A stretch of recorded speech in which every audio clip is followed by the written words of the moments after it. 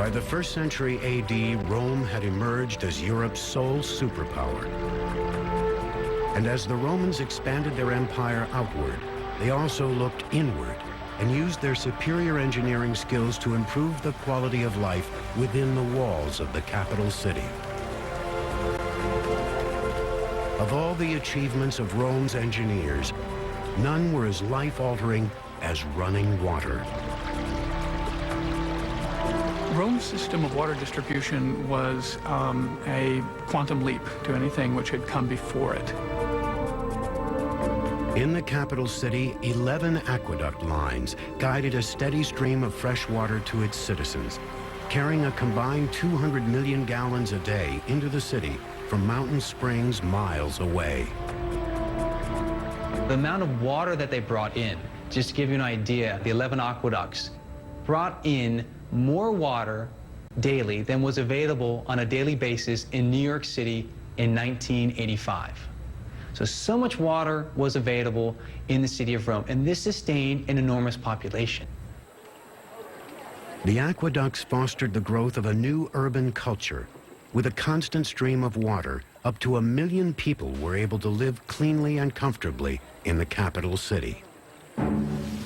And it's the water from the aqueducts which can flush out the human filth and keep your city clean. This is another reason why the Romans think that they're superior. It's because they're cleaner than everybody else. No single emperor can claim credit for the success of the aqueducts.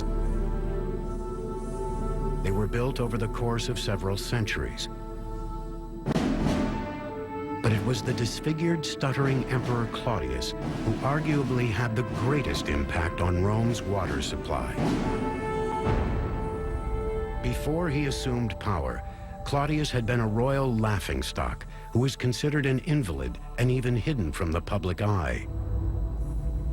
Claudius had a stutter, we hear. He had a little bit of a limp.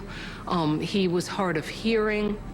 So people didn't really know what to do with Claudius. In spite of his shortcomings, Claudius was cunning enough to seize power when an unlikely opportunity presented itself. In 41 AD, most of the royal family was murdered to avenge the bloody reign of Claudius's nephew, Caligula. But Claudius was spared after he was found cowering behind a curtain. With his life hanging in the balance, he managed to bribe Rome's Praetorian guards into proclaiming him emperor. His timely bribe would change the course of Roman history.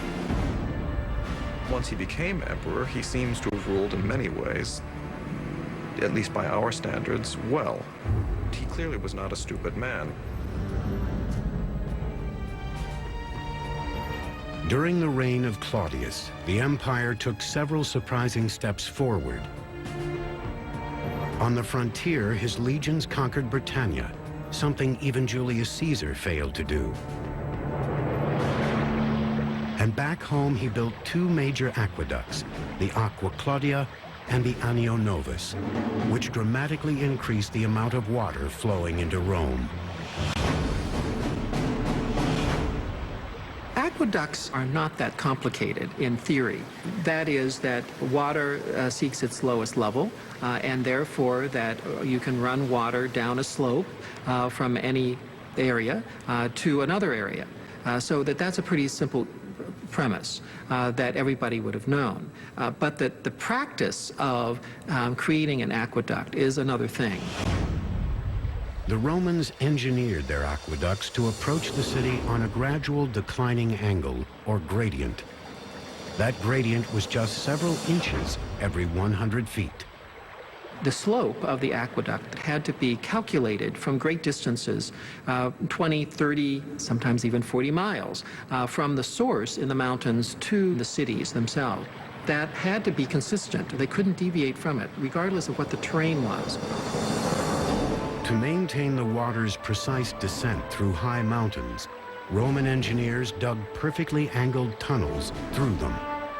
When the pipelines reached low valleys, they were elevated on stone walls.